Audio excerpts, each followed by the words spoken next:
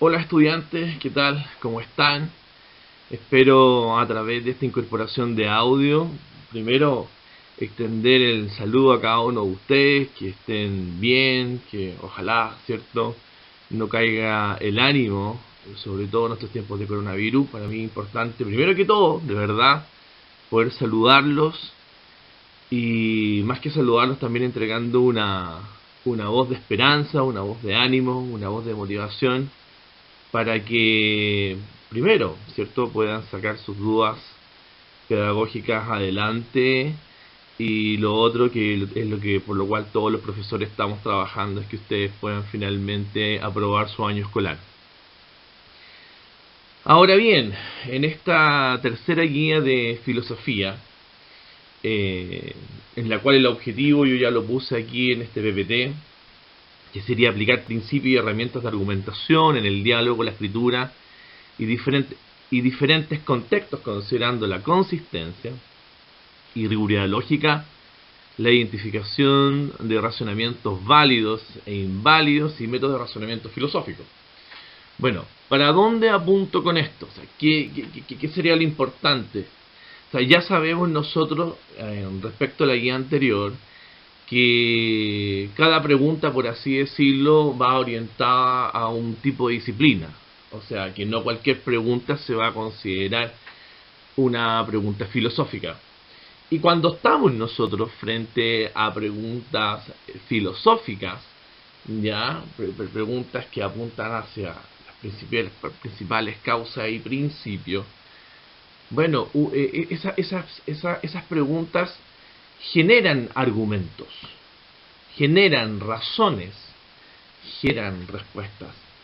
Entonces también sería interesante pensar cuándo nosotros estamos frente a un argumento que es válido. O sea, ¿cómo saber, en última, cuando el argumento es efectivamente válido? ¿Ya? Eso es lo que nosotros tenemos que dilucidar, ¿cierto?, en esta guía, para que lo tengan claro.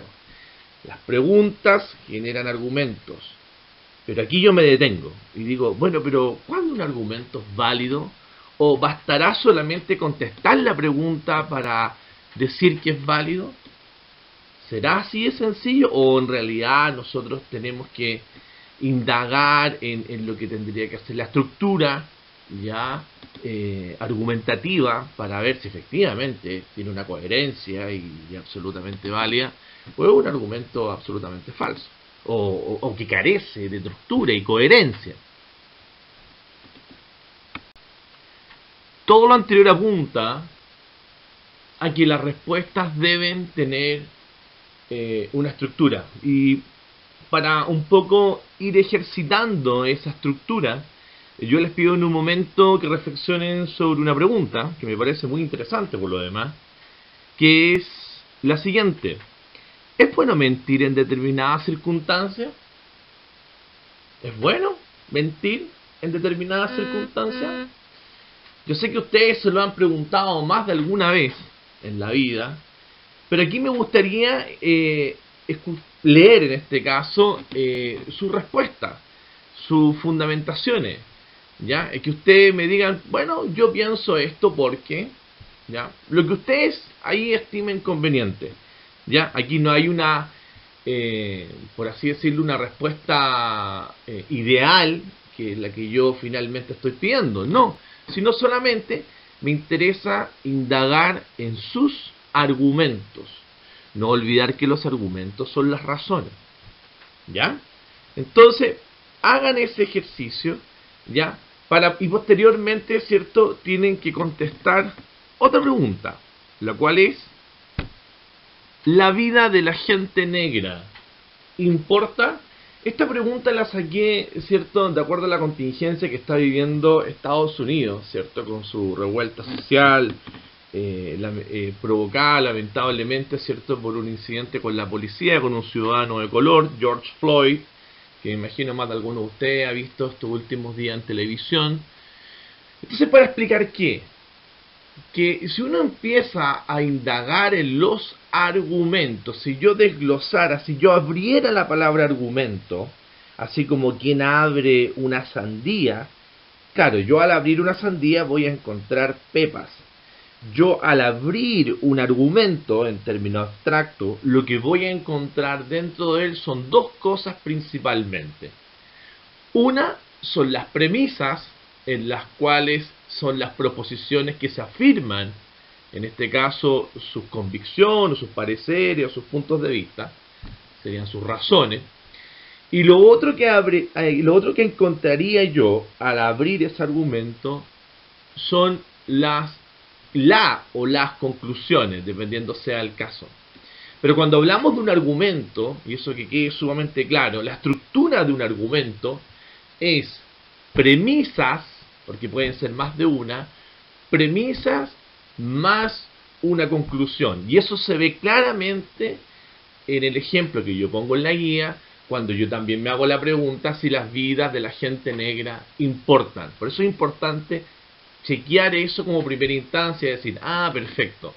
Cuando hablamos de argumentos que se orientan a la validez, no nos olvidemos de eso, deben tener entonces, por un lado, premisas, que son estas proposiciones que pueden ser afirmativas o negativas, dependiendo cuál sea su visión, y, cierto, en este caso también una conclusión.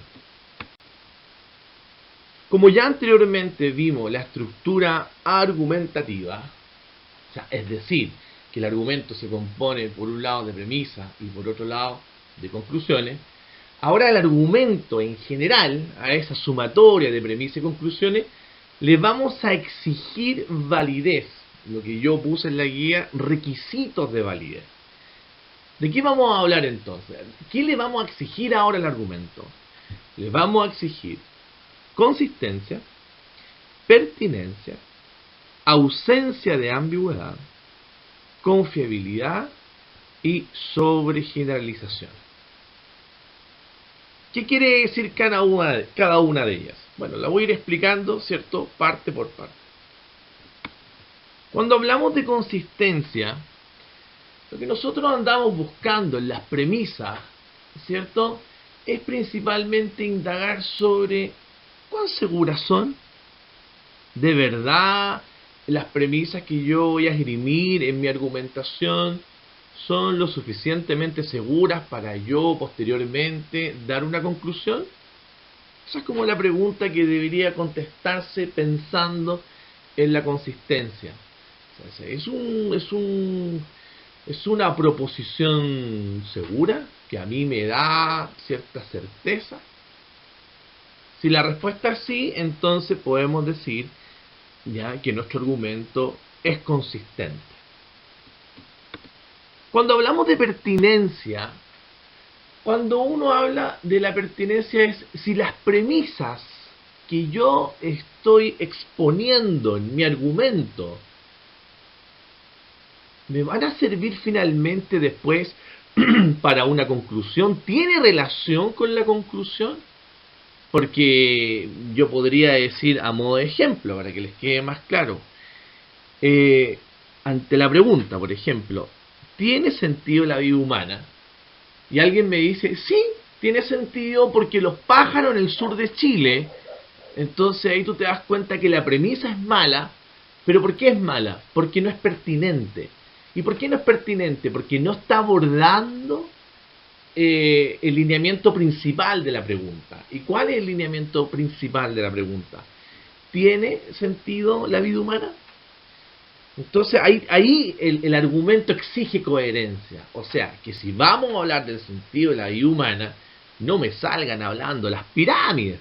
Ahí claramente no sería pertinente. Otro punto es la ausencia de ambigüedad. Bueno, cuando nosotros estamos frente a la ambigüedad es cuando estamos frente a un lenguaje que no es claro. O sea, puede tener más de una interpretación. Y cuando tiene más de una interpretación, lo que hace al lector o al interlocutor, ¿cierto? Lo confunde. ¿Ya? O sea, finalmente el interlocutor no es lo suficientemente claro que finalmente el receptor se confunde. El lenguaje no es claro, finalmente la persona entendió cualquier cosa.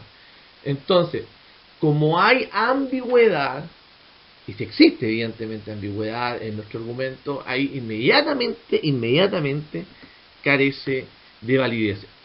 El lenguaje, por lo tanto, debe ser claro, conciso y preciso, para justamente evitar, ¿cierto?, la ambigüedad. Otro punto es la confiabilidad. Cuando hablamos de confiabilidad, estamos diciendo que las premisas, ¿cierto?, tienen una fuente importante, ¿ya? O sea, no es algo que es porque se me ocurrió, sino para que el argumento tenga más validez, también su fuente debe ser una fuente de peso. No, lo cité de tal libro, no, esto salió publicado en, qué sé yo, en algún documento importante, alguna publicación de universidad, etcétera, etcétera. O sea, tiene que tener un respaldo, por así decirlo, ¿ya? Tiene coherencia lingüística, etcétera, etcétera. Ahí ustedes pueden indagar en la confiabilidad, porque si se los dijo el brujo de la esquina, evidentemente ya tiene otros tintes. Y cuando hablamos de la sobregeneralización, una tremenda palabra, esto alude principalmente cuando la conclusión es más grande que la premisa, ¿ya? Y algo que evidentemente tampoco tiene que darse, ¿ya? Para que se entienda aún mejor. Por ejemplo, ante la premisa, estoy mal en matemáticas, y yo creo que más de alguno de ustedes lo ha dicho, estoy mal en matemáticas, por lo tanto concluyo, repetiré de curso. O sea, no porque te vaya mal en una prueba de matemática, que es algo puntual, que es algo singular, un evento, un momento, quiere decir que efectivamente tú vas a perder todo un año. Ahí tú te das cuenta que tu conclusión es mucho más grande que la premisa que tú estás esgrimiendo. Por lo tanto, ahí hay que tener mucho ojo. O sea, que la conclusión también tiene que ser coherente. Si tiene esta sobregeneralización, la verdad es que no nos va a servir, ¿ya? Si no nos sirve, entonces estamos, digamos, en situación compleja. Ya en la actividad, muchachos, les pido un poco que apliquemos todo esto que he estado enseñando, por así decirlo, en este audio, que tiene que ver con esta, por un lado, con esta estructura argumentativa o estructura de la argumentación, y por otro lado, ¿cierto?, cuáles son los criterios que va a tener el argumento para considerarlo finalmente válido o no. Ya, que es un poco lo que dice la instrucción, o sea, lea atentamente o lea de manera individual un extracto filosófico que yo acuñé en la parte final de la guía, donde primero ustedes tienen que hacer dos cosas. La primera, identifiquen las premisas y conclusión que tiene ese mismo texto. O sea, yo lo que tengo que hacer es desglosarlo. Lo que tengo que hacer con ese texto, una vez que yo lo lea, es empezar a desmenuzarlo, ya, a ver, ok, a identificar, ya, dónde están las premisas, ya, acá están, y las voy marcando, que fue un poco lo que yo hice en la guía también con un ejemplo que di, ya, donde yo les marqué, ¿cierto?, las premisas, y también marqué lo que tienen que hacer después, que tienen que aplicar, ¿cierto?, los criterios de validez. O sea, tienen que indagar, ¿cierto?, si tienen consistencia, pertinencia, si hay ausencia de ambigüedad, ya, si es confiable o hay confiabilidad, y si se da o no la sobregeneralización, ¿ya? Son esas dos cosas las que tienen que hacer. Nosotros hicimos esas dos cosas en la guía, ¿ya? Si tú lees la guía, se dan eso en dos momentos que están muy separados. En un primer momento yo apunto ahí a que el argumento se compone por premisa y conclusión, para posteriormente explicarte cuáles son, ¿cierto?, los requisitos de validez. Y eso hay que hacerlo por un momento, y el otro momento es ver cada uno de ellos, ¿cierto? si hay consistencia, pertinencia, y así sucesivamente.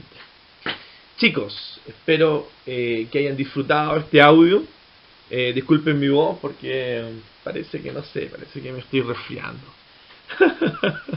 Esperemos que no. Yo espero que lo disfruten, chiquillos. Por favor, si tienen dudas, llámenme, escríbanme, ¿ya? Yo no tengo ningún problema en explicar esto, en hacer una clase, si nos juntamos con el curso.